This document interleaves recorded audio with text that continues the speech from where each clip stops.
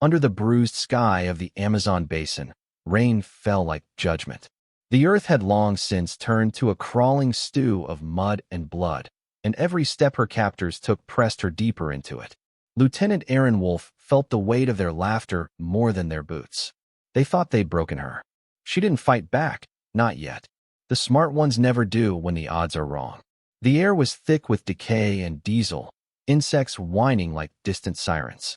One of the men tore open a sack of animal blood and smeared it across her arms, painting her scent into the air like bait. It was deliberate, cruel, a signal to every predator that dinner had arrived. They chained her to a mangrove root half buried in the floodwater.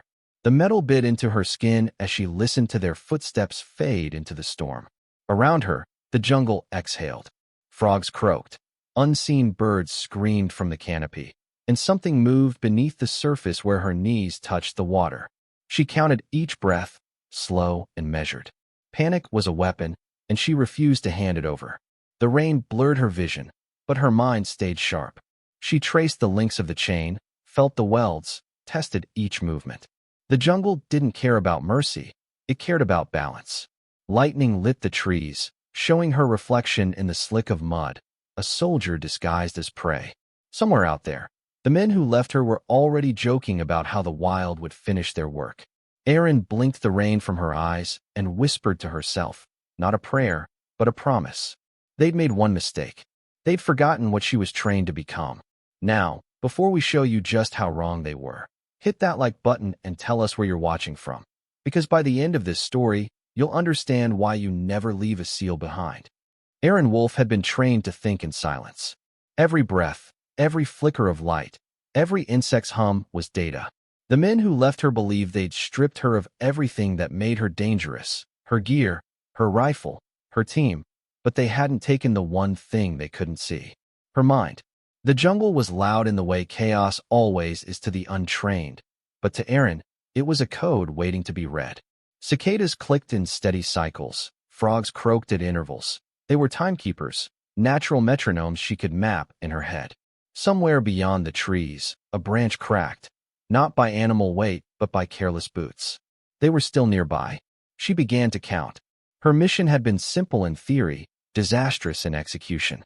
An intelligence recon, deep insertion, track an illegal mining network funneling rare metals into the black market for weapons manufacturing.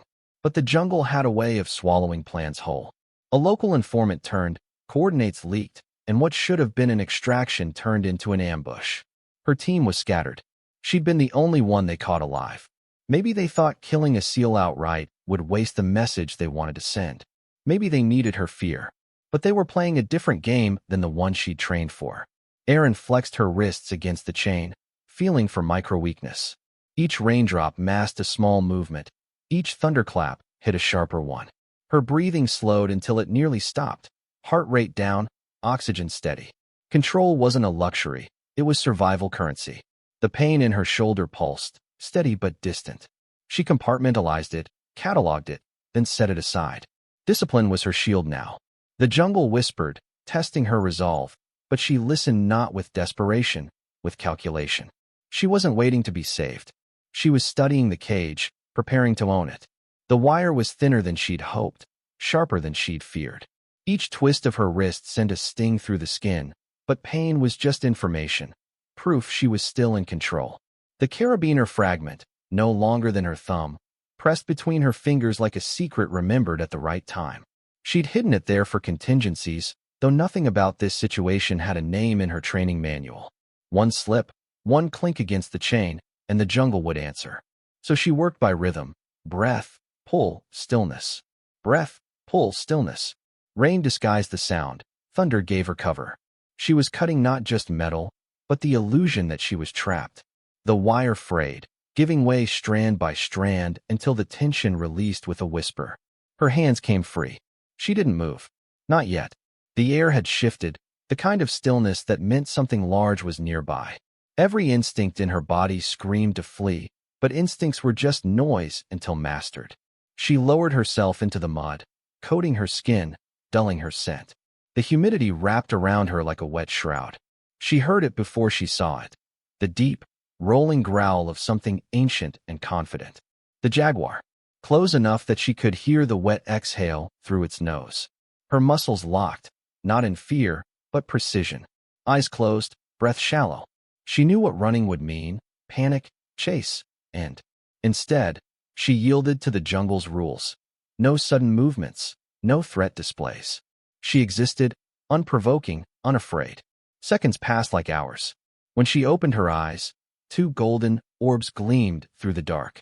The jaguar studied her, muscles coiled, tail twitching once. Then, as if recognizing something it couldn't name, it turned and vanished into the foliage without sound. Aaron exhaled slowly, heartbeat steady again. The jungle had tested her and decided she belonged. The predators wouldn't hunt her anymore, not because they pitied her, but because they understood her. She wasn't prey now. She was part of the wild. Aaron moved through the trees like vapor. No sound, no trail, just the suggestion of motion swallowed by the leaves. Her feet found balance on roots slick with rain. Her palms brushed against moss-covered bark for steadiness. Every step was calculated, every glance a quiet equation. Below her, voices bled through the hum of insects. Male, tired, careless. The mercenaries had made camp in a low clearing where the fog refused to lift. The light from their lanterns was too bright, their laughter too loud. She counted 6 men, maybe 7, each armed but inattentive. Men who thought the jungle was theirs because they carried rifles. She knew better. No one owned the jungle. It only tolerated visitors. From her perch, Aaron watched them unload crates beneath tarps that had once been military green but were now streaked with mildew. She adjusted her line of sight. The stenciling had faded, but not enough. U.S. property codes, serial numbers she recognized from procurement sheets, government tech rerouted, stolen, and sold. That was her mission before the ambush: trace the missing weapons cache. She'd found it now, but she didn't reach for the emergency beacon strapped under her boot lining. A single transmission would give away her position. And besides, she wasn't done. The men below were discussing schedules, shipments, and something darker: a shipment moving upriver under medical aid cover. A cover she'd seen used before, in operations that never made it to public record. She memorized their words, tone, direction. When one mentioned the woman they left behind, laughter rippled. "The jungle's probably picked her bones clean," one said. Aaron let the words settle, calm as a drawn bowstring. They were right about one thing: she was gone. The version of her they'd captured didn't exist anymore. She studied the perimeter. Tripwires sloppily set, patrol routes lazy, all confidence and no discipline. They believed the wild kept enemies out. She'd used that. The canopy around them was a labyrinth of branches and vines, the perfect ally if you understood its language. Aaron began mapping the terrain in her head: wind direction, choke points, fall angles. The jungle wasn't just cover. It was artillery.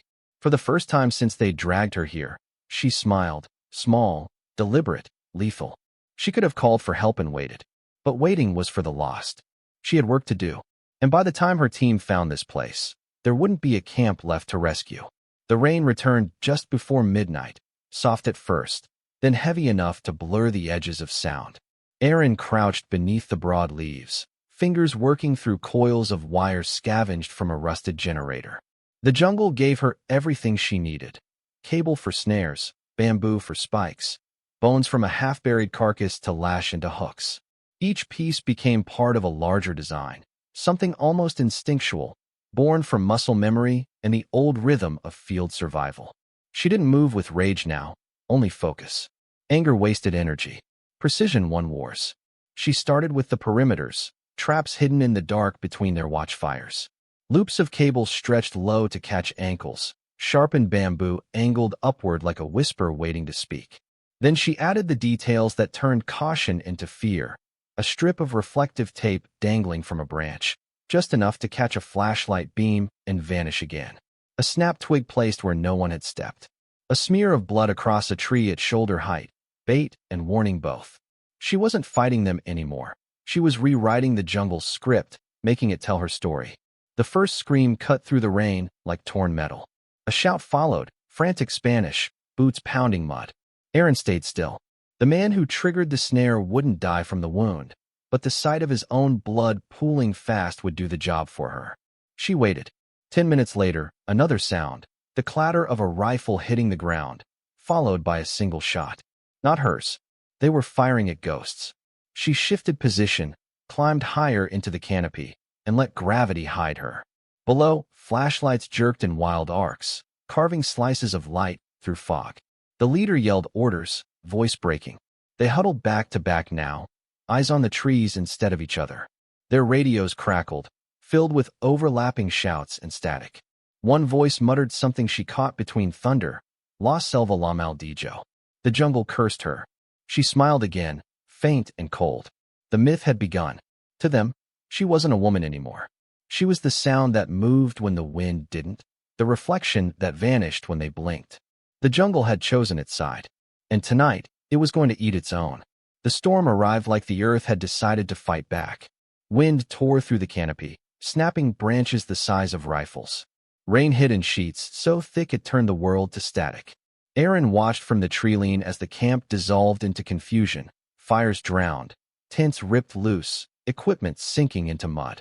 The mercenaries were shouting over each other, half-blind and soaked, trying to salvage crates that weighed too much to move. It was the perfect kind of chaos, unplanned, untamable, and loud enough to mask her steps. She slipped in under the sound of the storm, hugging the shadows where the lightning couldn't reach. Her movements were deliberate, calm.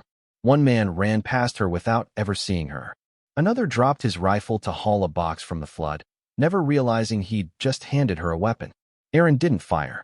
Noise would ruin the moment.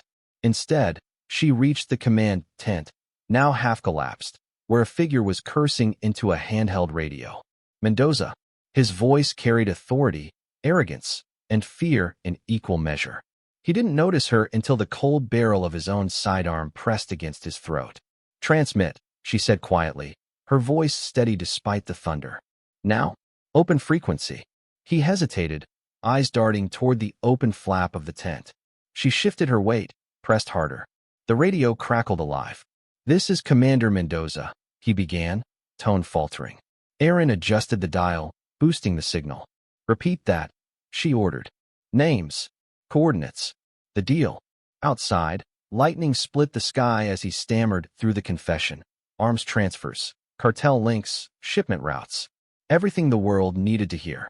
She broadcasted it across the military frequency grid, a digital confession carried by the storm. When he finished, she keyed in her own code. 3 short bursts, too long. The sealed distressed tone. No names. No chatter. Just a sound that meant I'm alive, and the target is here. The first explosion hit seconds later, one of her earlier traps catching stray munitions. Gunfire followed, disorganized and panicked. Aaron ducked under the table, dragging Mendoza down with her as bullets shredded the tent above. Then, through the storm's roar, came a deeper sound, a thudding rhythm that shook the air itself. Rotor blades. Black silhouettes cut through the clouds, spotlights slicing across the trees. The camp erupted under precise return fire, chaos turning surgical. Aaron rolled free of the mud, grabbed the transmitter, and hit her beacon once more. She didn't need to say a word. The jungle had done its part. Now the sky had come for the rest. By dawn, the storm had spent itself. The jungle steamed under the newborn sun, its canopy dripping gold and smoke. The battlefield that had once roared with thunder and gunfire now breathed in slow, heavy silence. Medics moved through the clearing, stepping over fragments of tarp and twisted metal, their voices low and cautious, as though afraid to disturb what the wild had reclaimed. Aaron sat on a fallen log, one arm bandaged, her hair still slick with rain and ash. Her uniform was torn, streaked with mud, yet her posture carried that quiet precision no storm could wash away. Mendoza knelt nearby, wrists bound, eyes hollow. He didn't look at her. He couldn't. Somewhere between the storm and sunrise, the fear had gone beyond her face. It had attached itself to the place, to the trees, to the soundless judgment of the wild. A young medic asked her how she'd made it through the night, how she'd survived alone when no one should have. Aaron didn't look up as she answered. The jungle respects balance, she said softly. It didn't take me. It took them. Her words hung in the air like mist, blurring the line between explanation and warning. The camera would linger there, on her stillness, on the quiet pulse of something unspoken beneath the calm. Then the narrator's voice would cut through, low and deliberate. Could you last one night in a place that decides who deserves to live? A pause. If this story pulled you in, hit that like button. The jungle might remember you too.